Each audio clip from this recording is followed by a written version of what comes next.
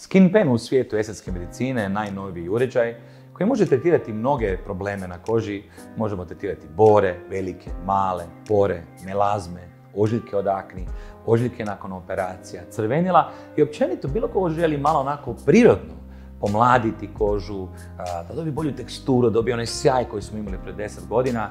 SkinPen je stvarno tretman koji je mene oduševio u zadnjih par mjeseci od kad je došao na tržište.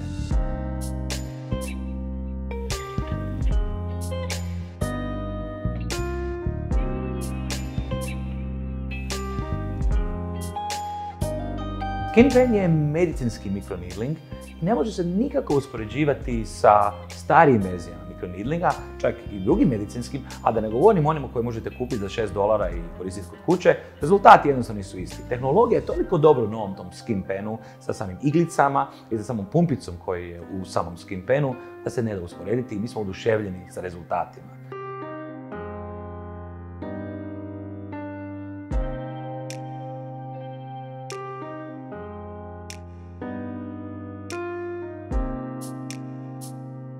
Sa mikroneedlingom, sa SkinPenom, mi zapravo imamo 1600 malih ubodića na sekundu.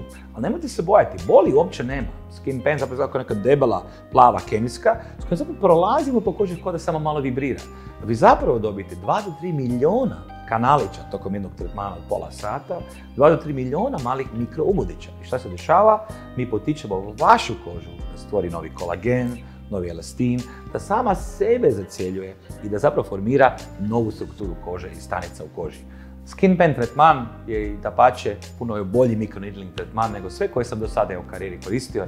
Rezultati i razlika je ogromna. I ono što je bitno, SkinPen jedini do sada u Americi nakon 90 validacijskih studija ima FDA approval i to baš je tretman ožiljaka od akni koje doslovce nestaju s ovim tretmanom. Preporučam SkinPen toplo.